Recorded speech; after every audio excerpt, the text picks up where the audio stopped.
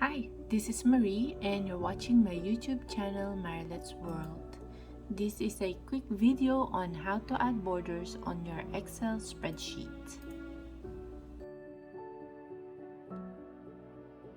Select the cell you want using your mouse. While on the Home tab, this Home tab, on the font group of icons, click on the border icon drop-down menu. Choose your border. Example, bottom border, top, left, right. Let's do bottom border. There. Now this cell has a bottom border. Let's do it again. So we're going to choose this cell. Go to your border icon drop down menu and let's do all borders.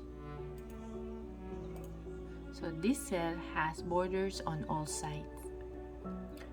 You can also do this function on multiple cells. Select the cell you want to format. While on the Home tab, on the font group of icons, border icon drop down menu and select all borders.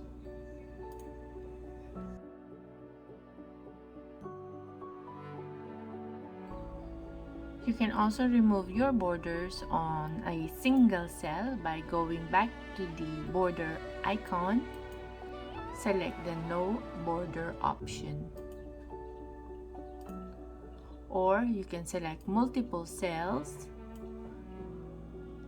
border icon, and choose no border. This will remove all borders from the cells. Now let's do this on cells with data. So we're going to select a cell. On the Home tab, font group, border icon. Let's put all borders. That's for one cell. You can apply this to multiple cells. Select the data you want to format. All borders.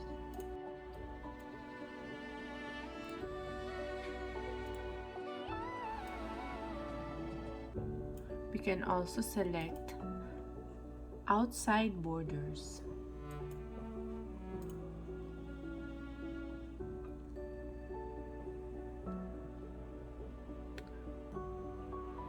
You can also remove the borders by using the same border icon. Select the no border option.